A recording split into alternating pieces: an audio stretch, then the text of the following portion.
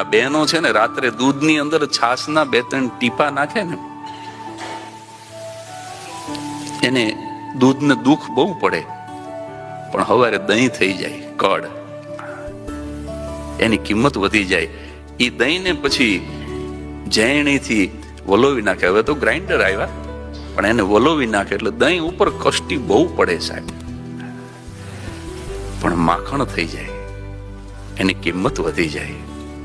ઈ માખણને બેનો ચૂલા ઉપર ચડાવે, માખણ ઉપર કષ્ટ બહુ પડે સાહેબ, પણ ઘી થઈ જાય, એની કિંમત વધી જાય. દૂધ સફેદ છે, દહીં સફેદ છે, માખણ સફેદ છે, અને ઘી પણ સફેદ જ છે. આના ઉપરથી દાખલો એટલો જ લેવાનો છે કે જીવનમાં વારંવાર કષ્ટી પડે, ગમે એટલા દુઃખ પડે, પણ જે પોતાનો રંગ ન બદલે ને, એની સમાજમાં કિંમત વધે.